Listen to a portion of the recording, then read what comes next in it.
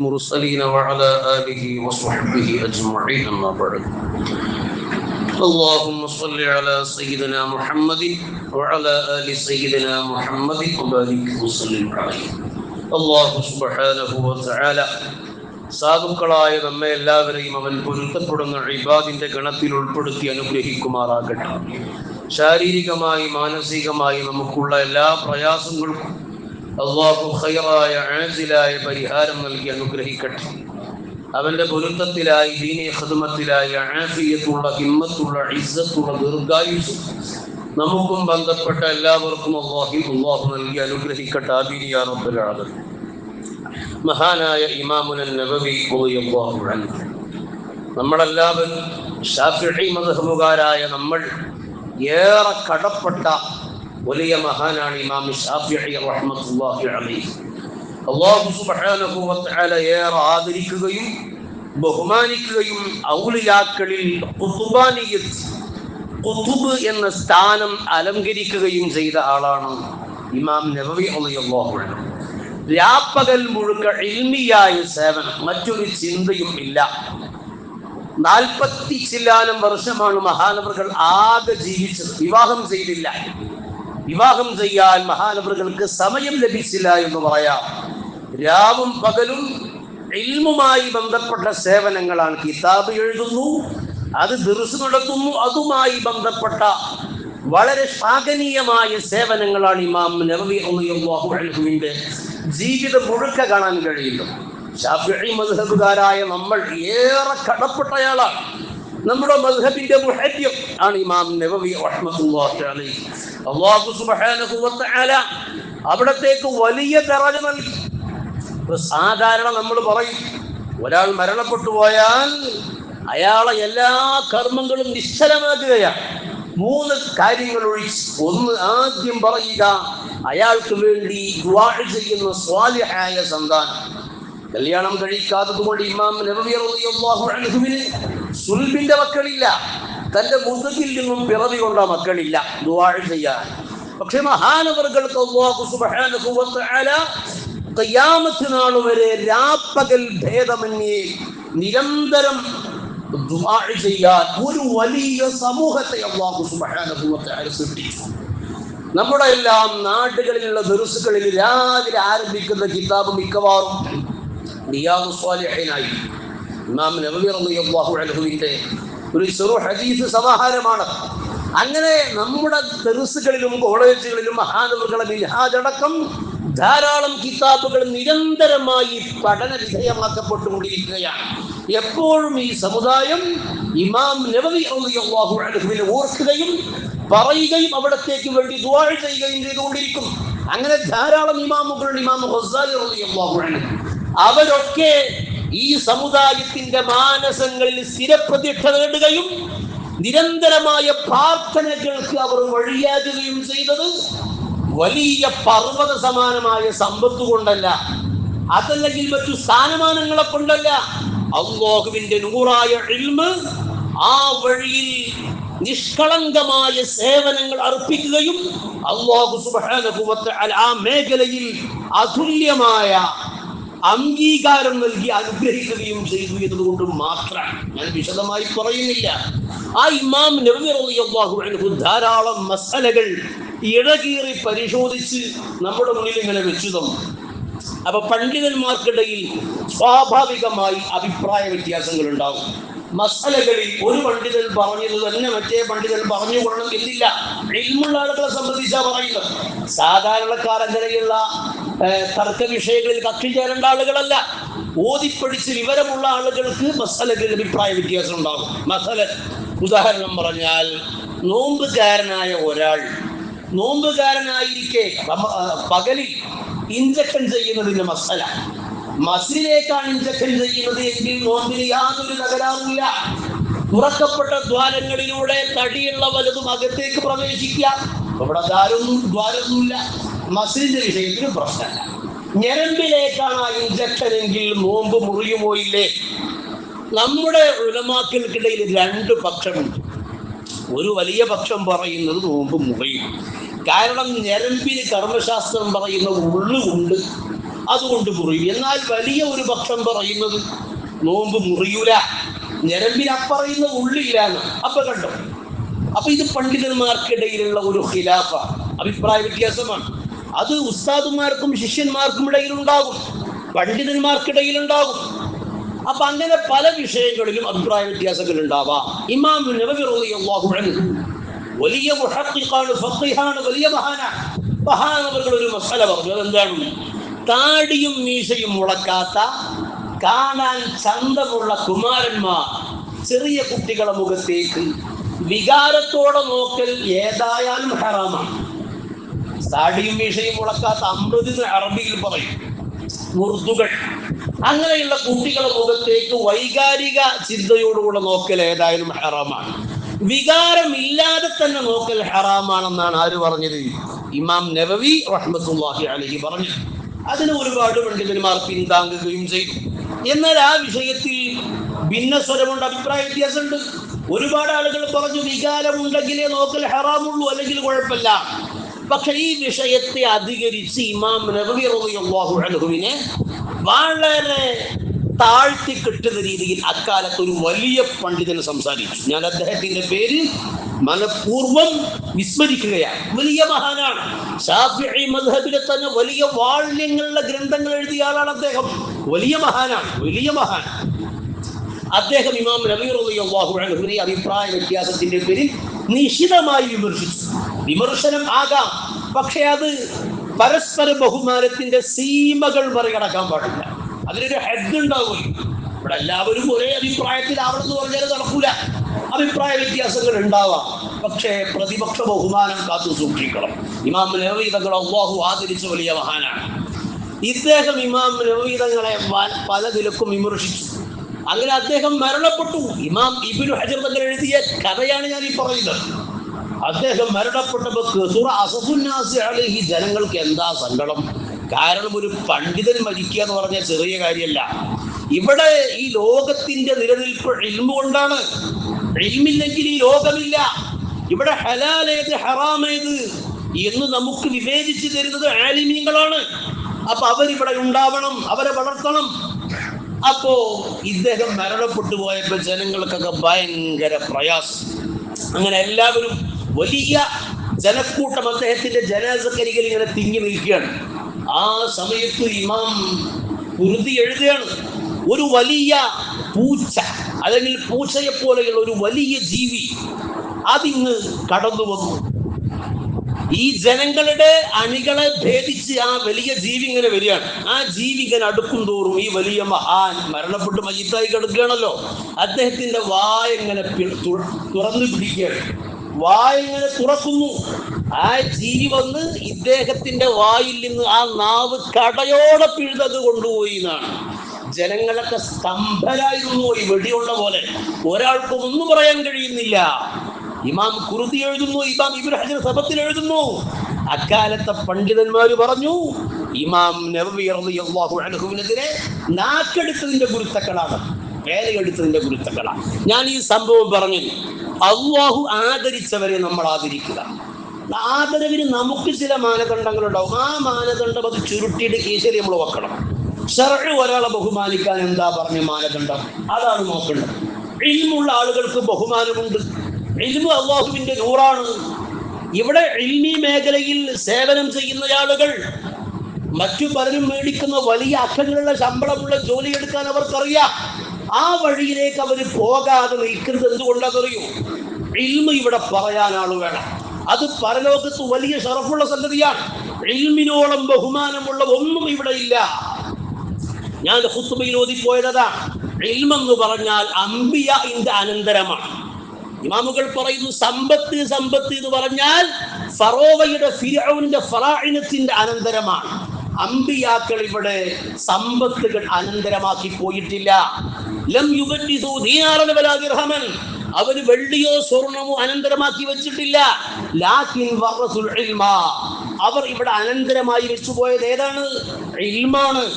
ആ ഇൽമ് പിന്നീട് പിൻതലമുറകളിൽ വഹിക്കുന്ന അമ്പിയാക്കളുടെ അനന്തരക്കാരാണ് ഉലമാക്കൾ.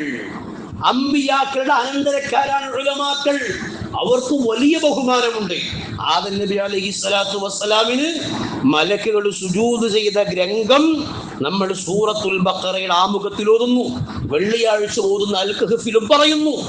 എന്തിന്റെ പേരിലാണ്? അല്ലാഹുവിന് മാത്രം അവകാശപ്പെട്ട സുജൂദ് മറ്റൊരാൾക്കും നിർവഹിക്കാൻ പാടില്ല. ആദം നബി അലൈഹിസ്സലാമിന് ആ സുജൂദ് ചെയ്യാൻ അല്ലാഹു പറയാനുള്ള കാരണം എന്താണെന്ന് അറിയോ? മലക്കുകൾക്ക് അറിയാത്ത ചില സംഗതികൾ ആദം നബി മലക്കുകൾക്ക് പറഞ്ഞു കൊടുത്തു. അപ്പൊ ഇൽമിന്റെ പേരിൽ എന്ത് ചെയ്തു? അല്ലാഹു ഒരു ബഹുമാന സുജൂദ് കൊടുക്കാൻ പറഞ്ഞു. അപ്പൊ കണ്ട് ഇമാം റാസി അടക്കമുള്ളവർ എഴുതാൻ, ഇവിടെ ഇൽമിനേക്കാൾ ഷറഫുള്ള വല്ലതുണ്ടെങ്കിൽ അതിന്റെ പേരിലാകേണ്ടിയിരുന്നല്ലോ. അല്ലാഹുവിന് മാത്രം കടപ്പെട്ട ഈ സുജൂദ് അതുണ്ടായില്ല. അപ്പൊ ഇൽമിനോളം ഷറഫുള്ള ഒരു സംഗതിയും ഈ ലോകത്തില്ല. ഒരു മനുഷ്യൻ തന്റെ ആയുസ്സിൽ ചെലവിടുന്ന സമയം ഏറ്റവും ശ്രേഷ്ഠമായ സമയം ഇൽമ് പഠിക്കാനും പഠിപ്പിക്കാനും കേൾക്കാനുമാണ്. ഞാൻ ചുരുക്കൻ ഒരാള് നബി സല്ലല്ലാഹു അലൈഹി വസല്ലമയോട് ഇങ്ങനെ വർത്തമാനം പറഞ്ഞിരിക്കുകയാണ്.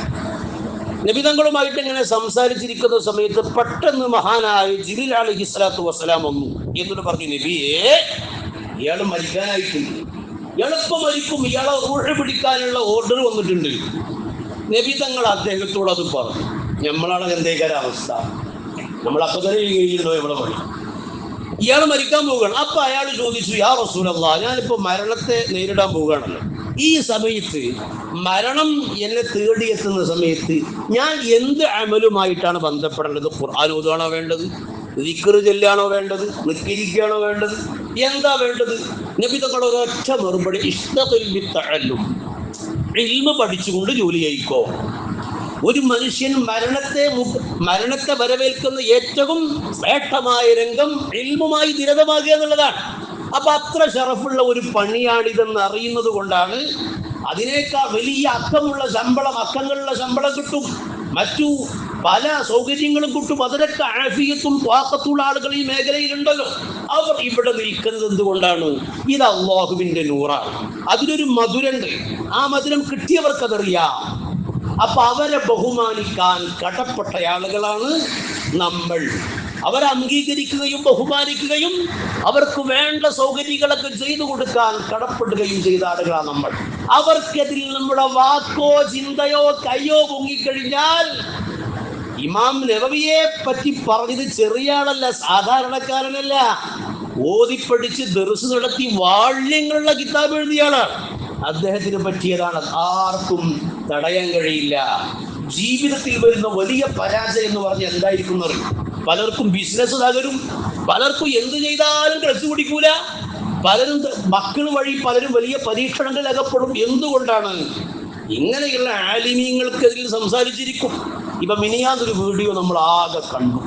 ഞാൻ ഖുത്ബയിലാണ് അതിന്റെ അറബിയിൽ ഓതിന്റെ ഉള്ളടക്കത ഇപ്പൊ വന്നിട്ട് നാട്ടിൽ എഴുതിയതാ. എന്താ? ഒരു ഉസ്താദിനെ മറ്റു ഉസ്താദുമാർക്കൊപ്പം ഇരുന്ന് ഇങ്ങനെ ഭക്ഷണം കഴിക്കുമ്പോൾ ഒരുവൻ ശിക്ഷണത്തിന്റെ ഭാഗമായി ഉസ്താദ് ആ കുട്ടിയെ അടിച്ചു. ആ വേദന അപ്പൊ കഴിഞ്ഞിട്ടുണ്ടാവും, അതല്ലാതെ ഖിയാമത്ത് നാളോളം ആ വേദന നിൽക്കുവോ? ശിക്ഷണത്തിന്റെ ഭാഗമായിട്ട് കുട്ടിയെ അടിച്ചപ്പോ ഏതോ ഒരു ഖുദ, ഞാൻ എങ്ങനെയാണ് അയാളെ പറ്റി പറഞ്ഞത്, സ്വാലിഹ് നബി അലൈഹിസ്സലാത്തു വസ്സലാമിന്റെ ഒട്ടകത്തെ സംബന്ധിച്ച് ഖുർആൻ പറയുന്നുണ്ട്, സ്വാലിഹ് നബിയുടെ ജനത ഈ പാറയിൽ നിന്ന് ഒരു ഒട്ടകത്തെ ഞങ്ങൾക്ക് പുറപ്പെടിച്ചു തന്നാൽ ഞങ്ങൾ വിശ്വസിച്ചോളാം എന്ന് പറഞ്ഞു. സ്വാലിഹ് നബി നിസ്കരിച്ചിട്ട് അള്ളാഹുവിനോട് ദുആ പടച്ചവനെ ഈ പാറയിൽ നിന്ന് ഒരു ഒട്ടകത്തെ പുറപ്പെടിക്കണം, അവര് വിശ്വസിക്കാൻ വേണ്ടിയിട്ടാണ്. അള്ളാഹു ഒട്ടകത്തെ പുറപ്പെടിച്ചു. അവരെ ആവശ്യപ്പെട്ട വിശേഷണങ്ങളുള്ള ഒട്ടകമാണ്. പക്ഷേ അവരിൽ ഭൂരിപക്ഷം ആളുകളും അത് നിഷേധിച്ച് വിശ്വസിച്ചില്ല. അങ്ങനെ ചരിത്രം ഖുർആൻ പറഞ്ഞതാണ്. ഒരുവൻ സ്വാലിഹ് നബി പ്രത്യേകം താക്കീത് ചെയ്തു, ഈ ഒട്ടകത്തെ ഉപദ്രവിക്കാൻ പാടില്ല, ശല്യം ചെയ്യാൻ പാടില്ല. പക്ഷെ ഖുർആൻ പറയുന്നു, അവരിൽ ഏറ്റവും കേടിയായ ഒരുവൻ അവരെഴുന്നേറ്റ് ആ ഒട്ടകത്തെ കൊന്നു കളഞ്ഞു. അവന്റെ പേരാണ് ഖുദാർ ബിൻ സാലിഹ്. ഒരു ജാരസന്തതിയായിരുന്നു അവൻ. ഇതുപോലെയുള്ള ചില ഖുദാറുമാർ ചില ഇടങ്ങളിൽ ഉണ്ടാവും. ഇവൻ ശാശ്വതമായ പരാജയമാണ് ഏറ്റുവാങ്ങുന്നത്. ഒരു ആലിമിന്റെ മനസ്സ് വേദനിക്കാൻ, അല്ലെങ്കിൽ മാതാപിതാക്കളെ മനസ്സ് വേദനിക്കാൻ നമ്മൾ കാരണക്കാരനായാൽ അതിന് ഏതൊരു കുട്ടി കാരണമായിട്ടാണോ ഉസ്താദിനെ നമ്മൾ പ്രഹരിച്ചത്, ആ കുട്ടിയുടെ കൈ കൊണ്ട് കിട്ടാതെ ഈ ദുനിയാവെന്ന് പോകില്ല. അത് അല്ലാഹുവിന്റെ സുന്നത്താണ്. അതിനാണ് ഞാൻ ഇമാം നവവി തങ്ങളെ ചരിത്രം പറഞ്ഞത്. അപ്പൊ വിയോജിപ്പുണ്ടാവാം. കാര്യങ്ങൾ വസ്തുനിഷ്ഠമായി പഠിച്ച് അതിനെ സമീപിക്കേണ്ട ഒരു രീതി ഉണ്ടാകും. ചില ആളുകൾക്ക് ഒരു അധികാരത്തിന്റെ ഒരു മുഷ്ക് കെട്ട് വരുന്ന സമയത്ത് തോന്നിയ പോലെയൊക്കെ കാട്ടാനുണ്ട്. അങ്ങനെ എത്ര ആളുകളെ സംഭവം നമുക്കറിയാൻ തുടങ്ങി. ഞാനിപ്പോ സ്ഥലവും സംഭവം ഒന്നും പറയണില്ല. അപ്പൊ അങ്ങനെ പറയാൻ കുറെ സംഗതികളുണ്ട്. പലരും നാട്ടിൽ തലപൊക്കി നടക്കാൻ പോലും പറ്റാത്ത വിധം നാട് വിട്ട് പോകേണ്ടി വന്ന ഘട്ടങ്ങളൊക്കെ ചിലയിടത്ത് വലിയ ആളുകളായി വാഴുന്ന ആളുകൾ തന്നെ, വാണാളുകൾ തന്നെ. ഉലമാഇന്റെ കണ്ണീരാണ്. എല്ലാവരെയും നമ്മൾ ഒരുപോലെ കാണാൻ പാടില്ല. ഇതുപോലെ ഇമാം നബവി തങ്ങളെ പോലെ അല്ലാഹു വലിയ ആദരവ് നൽകിയ ആളുകൾ അന്ന് ഇന്നത്തെ പോലെ പ്രിന്റിംഗ് സംവിധാനമല്ല, പേനയും പേപ്പറും ഇല്ല. കലമുണ്ടാക്കിയിട്ട് എല്ലിലും തൊലിലും ഇൽമി എഴുതി വെച്ച ആളുകൾ ആ പഴയ ഉലമാ. ഒരു കറാഹത്ത് പോലും ചെയ്യാത്ത ആളുകളാണ്. ആ ഇൽമ് ഇപ്പൊ എല്ലാവരും മൊബൈൽ ലോകത്ത് ഇങ്ങനെ വിഹരിക്കുമ്പോൾ ആ കിതാബും നോക്കിയിട്ട് അതുമായി ബന്ധപ്പെട്ട് നടക്കുന്ന ആളുകൾക്ക് ആ ഇമാമിങ്ങളെ സംരക്ഷണം ഇല്ലെങ്കിൽ പിന്നെ ആർക്കാണ് ആ ഇമാമിങ്ങളെ സംരക്ഷണം ഉണ്ടാവുക? അപ്പൊ ഈ ഇമാമിങ്ങളൊക്കെ നമ്മുടെ ശത്രുപക്ഷത്താണ്. കുട്ടികളെ തല്ലണ്ടേ? ഒന്ന് രാവിലെ ഒരു പോസ്റ്റ് അതുമായി ഒരാൾ ബന്ധപ്പെട്ട് എഴുതി, എന്താണ്, കുട്ടികൾ അടിക്കാൻ പോകണ്ട, മുടി എങ്ങനെയെങ്കിലും വളർത്തിക്കോട്ടെ, തോന്നുമ്പോ വന്നോട്ട് ചോദിക്കണം. അപ്പൊ ഒരു ഉസ്താദിന്റെ കമന്റ്, കുട്ടി കുനൂത്ത് പഠിച്ചില്ലെങ്കിലും രക്ഷിതാക്കളെ കമന്റ്, ഉസ്താദ് പഠിപ്പിച്ചില്ല, ഉസ്താദ് നോക്കിയില്ല. അപ്പൊ വാഴ മുള്ളുമ്പക്ക് വീണാലും മുള്ളു വാഴമ്പക്ക് വീണാലും കേട് വാഴക്കെന്നൊരു ചൊല്ലി സാധാരണ പറയാറ്. ഇതാണ് ഇപ്പോൾ ഈ മേഖലയിൽ നിൽക്കുന്ന ആൾക്കാരുടെ അവസ്ഥ. കുട്ടി തോന്നുമ്പോൾ വന്നോട്ടെ നമ്മൾ വെച്ചാൽ അതല്ലെങ്കിൽ ഒരു വിവരമുള്ള ആൾക്ക് ഇരിച്ചൂടെ? ഈ കുട്ടി പഠിച്ചില്ലെങ്കിൽ നമുക്ക് എന്താണ്? കുട്ടി സമയത്തിന് വന്നില്ലെങ്കിൽ നമുക്ക് എന്താണ്? ആ കുട്ടി നന്നാക്കണം എന്ന ചിന്തയിലാണ് നമ്മൾ എന്ത് ചെയ്യുന്നത്. ഇപ്പൊ എവിടെ അടി? ഇപ്പൊ അടിയുണ്ടോ? ഞങ്ങളൊക്കെ ഊതിയിരുന്ന കാലത്ത് സുബഹിക്ക് ജമാഅത്തിന് ഉസ്താദ്, അങ്ങനെ മസലനുസരിച്ച് നടക്കാൻ പാടില്ല, ശിക്ഷണത്തിന്റെ ഭാഗമാണ്. സുബഹിക്ക് രാത്രി വൈകിട്ട് ഉറങ്ങുക. സുബഹിക്ക് ഉസ്താദ് സ്വപ്പിന്റെ ഇടയിൽ കൂടെ ചൂരലും പിടിച്ചിങ്ങനെ നടക്കും. ആരാ ഉറങ്ങുന്നത്? എജ്ജാതി അടിയെഴുന്നത്, എമ്മാതിരി അടി. അന്ന് മൊബൈൽ ഉപയോഗിക്കാൻ പാടില്ല. മൊബൈൽ ഉപയോഗിച്ച ഒരുത്തന്റെ മൊബൈൽ ഞങ്ങളെ കൺമുന്നിൽ നിന്ന് ഓനെ കൊണ്ട് അടുപ്പി കൊണ്ടിട്ട് കരിയിച്ച സംഭവമൊക്കെ ഉണ്ട്. അതൊക്കെ അക്കാലത്ത് നടക്കും. അന്ന് കിട്ടിയ അടികളാണ് നമ്മെ അടിതെറ്റാതെ നടത്തുന്നത്. ഇന്ന് പഠിക്കാൻ പാടില്ല, അതിന്റെ ഓരം കാണാനുണ്ടല്ലോ. രാവിലെ ഞാൻ നിങ്ങളുടെ നാട്ടിൽ നിന്ന് വരുമ്പോൾ ഒരു മൂല്യരെ പ്രസംഗം കേട്ടിട്ടാവുന്നു. അപ്പൊ അതൊന്നും വിശദീകരിക്കാൻ സമയമില്ല. അപ്പൊ അയാൾ നല്ല ആഫിയത്തുള്ള ത്വാക്കത്തുള്ള ഒരാളായിരുന്നു. ഈ മൂല്യര് പറയുന്നത് ഇപ്പൊ അയാളെ നോക്കുമ്പോൾ ആകെ ശോഷിച്ച് പറ്റ പരവശതയ്ക്കും. അപ്പൊ എന്താ ഇങ്ങനത്തെ സംഭവിച്ചത്? അപ്പൊ അയാൾ കരയാണ്. അപ്പൊ അയാൾ സംഭവം പറഞ്ഞു എന്താണെന്നറിയും. അയാളൊരു മകൻ, ഒരു 10-18 വയസ്സുള്ള ഒരു മകൻ, ആ മകൻ ഇയാൾ ഗൾഫിൽ നിന്നൊക്കെ വന്ന് ഒരു ദിവസം ഈ തറാബിഹിന്റെ പള്ളിയിൽ പോയ സമയത്ത് മകനെ പള്ളിയിൽ കാണാനില്ല. ജമാഅത്തിന് ഇവൻ വീട്ടിൽ നിന്ന് പള്ളിക്കെത്താൻ നടത്തി പോയതാണ്. അതിൽ അയാൾ പള്ളി പിരിഞ്ഞിങ്ങനെ വരുന്ന സമയത്ത് അവിടെ എല്ലായിടത്തും ഉണ്ടാവില്ല ഒരു ഏറുമാടം ഈ ചെക്കന്മാർക്ക് ഇരിക്കാൻ വേണ്ടിയിട്ട്. അതിൽ ഇരിക്കണതിന് കുഴപ്പമൊന്നുമില്ല, പക്ഷെ ഇരിക്കുമ്പോൾ അതിൽ അതവ് വരയ്ക്കുന്ന നേരിട്ടുണ്ട്. ഈ പോസ്റ്റ് കാലിങ്ങനെ കെട്ടിയിട്ട് കുറച്ച് ചെക്കന്മാർ അവിടെ ഇരുന്നിട്ട് സിഗരറ്റ് പുകച്ച് വിടുകയാണ്, വലിച്ചു വിടുകയാണ്. അപ്പൊ അവിടെ കഞ്ചാവ് വിൽപ്പന ഉണ്ട്, പ്രസിദ്ധി പറ്റ സ്ഥലമാണ്. അപ്പൊ ഈ കൂട്ടത്തിൽ ഇയാളെ മകനും വലിക്കുന്നു. ഇയാളാകെ തകർന്നു പോയി. എന്താ വലിക്കുന്നത് അറിയില്ലല്ലോ. വീട്ടിലേക്ക് വരട്ടെ എന്ന് കരുതി ഇയാൾ കാത്തിരിക്കും. വീട്ടിലേക്ക് വന്നപ്പം പള്ളിക്കുന്ന വരും പോലെ നല്ല ഉഷാറില്ല. അപ്പം വന്ന് അപ്പൊ കാര്യങ്ങളൊക്കെ ചോദിച്ചപ്പം തർക്കുത്തരം പറയുകയാണ്. വാപ്പാട് നേരെ തർക്കുത്തരം പറയണം. നിങ്ങൾ ആലോചിച്ച് നോക്കണം, നമ്മളിങ്ങനെ കൈ വളരുന്നുണ്ടോ കാല് വളരുന്നുണ്ടോ എന്നൊക്കെ നോക്കിയിട്ട് അങ്ങനെ പോറ്റിയ മക്കള് നമുക്കെതിൽ നാക്കെടുക്കുമ്പോൾ എത്ര വേദന ഉണ്ടാവും വാപ്പ. അപ്പൊ വല്ലാതെ സംസാരിച്ചു ബാപ്പ ഒന്ന് കൊടുത്തു പറഞ്ഞു. അപ്പൊ പിന്നെയും തർക്കുത്തരം പറയണം. അപ്പൊ ഒന്നും കൂടി കൊടുത്തു പറഞ്ഞു. മൂന്നാമത് കൊടുത്തപ്പോഴേക്ക് മകൻ ബാപ്പാടെ കാരണക്കുട്ടി നോക്കി പൊട്ടിച്ചു. എത്രയോ സംഭവം നമ്മൾ കേട്ടതാണ്. ഇപ്പൊ ഇന്ന് രാവിലെ കേട്ടതപ്പോ ഞാൻ പറയണം. ബാപ്പാടെ കാരണക്കുട്ടി നോക്കി അടിച്ചു. ബാപ്പ നല്ല ആഫിയത്തുണ്ട്, പക്ഷേ ഒരു മകൻ ബാപ്പാടെ മുഖത്തടിച്ച പിന്നെ പെന്തേകര ബാപ്പാടെ അവസ്ഥ. ബാപ്പയാകെ തളർന്നുപോയി.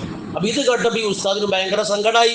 അയാളെ ടെൻഷൻ മാറാനും മകൻ അവനെ കൊണ്ട് ദിക്കറൊക്കെ പ്രസംഗം ഉണ്ട്, ദിക്കറൊക്കെ പറഞ്ഞു കൊടുക്കുക. അങ്ങനെ ഈ നാട്ടിലെ ഉസ്താദിന് ഇയാൾക്കറിയാം, അവിടുത്തെ ഖത്തീബിനെ. ഈ മൂല്യര് കുറച്ച് ഞാൻ ഖത്തീബിന് വിളിച്ചപ്പോൾ അയാൾ പറയാണ്, ആ വാപ്പാക്കത് കിട്ടിയാ പോരാന്നപ്പോ ഞാൻ പറയേണ്ടത്. എന്താ കാരണം?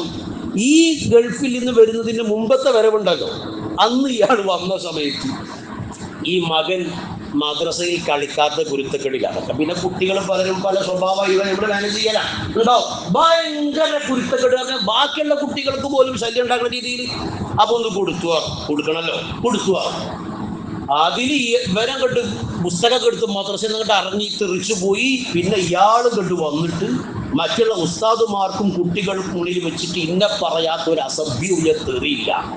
ഇപ്പൊ ആ മകനെ കൊണ്ട് അയാൾക്ക് കിട്ടി. ഇത് എവിടെ നിങ്ങൾ പരിശോധിച്ചാലും നിങ്ങൾക്ക് കാണും. കിതാബിന് വരെ അത് അങ്ങനത്തെ കഥകൾ ഒരുപാടുണ്ട്. അപ്പൊ ഞാൻ പറയുന്നത്, അള്ളാഹു ആദരിച്ച ആളുകളെ നമ്മൾ ആദരിക്കാം. ഒരാളെ കയ്യിൽ നിന്ന് ന്യായമായ തെറ്റ് സംഭവിച്ചെങ്കിൽ അത് കൈകാര്യം ചെയ്യേണ്ട രീതി എങ്ങനെയെന്ന് ശരഅ് പറഞ്ഞിട്ടുണ്ടല്ലോ. ഈ വ്യാജ കേസും അതുപോലെ അങ്ങനെ എത്ര വ്യാജ കേസുണ്ട്. ഒന്നൊരാളെ എഴുതിയിരുന്നു, ഒന്ന് തൊട്ടാ മതി, പോക്സോക്കെ വല്ല പണിയുണ്ടോ? ഇപ്പോൾ ഇതിലൊക്കെ ന്യായങ്ങൾ വരുന്നൊരു സ്ഥലല്ലേ. അങ്ങനെ പല കേസും പിന്നെ ഈ കേസ് കൊടുത്ത ആളുകൾ തന്നെ പിൻവലിഞ്ഞല്ലോ. അപ്പോഴേക്ക് ഇയാൾ മാറിയില്ലേ? പിന്നെ ഇസ്സത്ത് തിരിച്ചെടുക്കാൻ കഴിയുമോ? ഒരിക്കലും ഇല്ലല്ലോ. അപ്പം നമ്മുടെ മക്കൾ നന്നായി വളരണമെങ്കിൽ നമ്മുടെ സമീപനം എന്തായിരിക്കണം? മക്കൾ എന്തെങ്കിലുമൊക്കെ വന്ന് പറയുമ്പോഴേക്കും മക്കൾക്ക് എത്ര പക്വതയും തന്നെയുള്ളതായി ആലോചിക്കണം. കുട്ടി വന്നിട്ട് അങ്ങനെ എന്നൊക്കെ പറയും. അത് വിളിച്ചിട്ട് ആ ഉസ്താദിനോട് അന്വേഷിക്കാനുള്ള മനസ്സാദ്യം കാണിക്കണം. അങ്ങനെ ഉണ്ടല്ലോ, ആദ്യത്തിനെ വേറെ ആർക്കല്ലേ വിളിക്കുക, ഉസ്താദിനെ വിളിക്കണം. നിങ്ങളെ പറ്റി ഇങ്ങനെ കേട്ടു, എന്താ ശരി? ഞാൻ നിർത്തിയാണ്. അപ്പൊ ഇതൊക്കെ പറഞ്ഞത് അല്ലാഹു സുബ്ഹാനഹു വ തആല ആദരിച്ചവർക്കെതിരെ കൈയും കാലും നാക്കുമൊക്കെ എടുത്താൽ ഒരാൾക്കും നമ്മെ സഹായിക്കാൻ കഴിയില്ല. പിന്നെ ഒരുപാട് അനുഭവം. ഇപ്പൊ നമ്മൾ വല വള്ളിക്ക് നിന്നാലേ ചിലയിടത്തൊക്കെ ഈ പോയ നോമ്പിനൊക്കെ ചില പോയ പഴയ ഉസ്താദുമാർ വരും. അവർ വന്നാൽ ആദ്യം ഇറങ്ങി ചോദിക്കും, ഇന്നാൾ ഇവിടെ പോയി. അനുഭവം ഞാൻ പറയുന്നു, ഇന്നാൾ ഇവിടെ ഉണ്ട്. നമ്മൾ പലർക്കും നിന്നാണല്ലോ. അപ്പൊ എന്താണ്, അയാളെ കൊണ്ട് പൊറുതി മുട്ടിയിട്ടാണ് ഇയാൾ ഇവിടുത്തെ പോയത്. ആ ഹംക്ക് ഇവിടെ ഉണ്ടോന്ന് ചോദിക്കുന്നത്. അപ്പൊ ഇപ്പോഴും അയാൾ ഈ പ്രയാസം മനസ്സിൽ കയറി നടക്കും. പിന്നെ ഇവനെ എങ്ങനെ ക്ലച്ച് പിടിക്കാനോ? നിങ്ങൾ ആലോചിക്കും, എങ്ങനെ ക്ലച്ച് പിടിക്കാനാണ്? ഒരു മകൻ പണ്ട് ഉമ്മാടി ഒരു വസീയത്ത് തരാൻ പറഞ്ഞു. അപ്പൊ ഉമ്മ പറഞ്ഞു, മോനെ, നിശബ്ദമായ വേളകളിൽ നീ അറിയാതെ ഒരാളെ കയ്യും നിനക്കെതിരെ റബ്ബിലേക്ക് ഉയരാൻ പാടില്ല കേട്ടോ. ഉയർന്നാൽ കഴിഞ്ഞില്ലേ കാര്യം? അല്ലാഹു സുബ്ഹാനഹു വ തആല നമ്മയൊക്കെ ആ ബോധമുള്ളവരിൽ ഉൾപ്പെടുത്തുകയും അവനെ ഭയപ്പെടുന്ന രീതിയിൽ, അവനെ പൊരുത്തപ്പെടുന്ന രീതിയിൽ ജീവിച്ച്, അവൻ ആദരിച്ചതിനെ ആദരിച്ചും ബഹുമാനിച്ചതിനെ ബഹുമാനിച്ചും നിസ്സാരവൽക്കരിച്ചതിന് നിസ്സാരവൽക്കരിച്ചും ജീവിച്ച് അവന്റെ പൊരുത്തം സമ്പാദിക്കാൻ നമുക്കൊക്കെ തൗഫീഖ് നൽകി അനുഗ്രഹിക്കുമാറാകട്ടെ.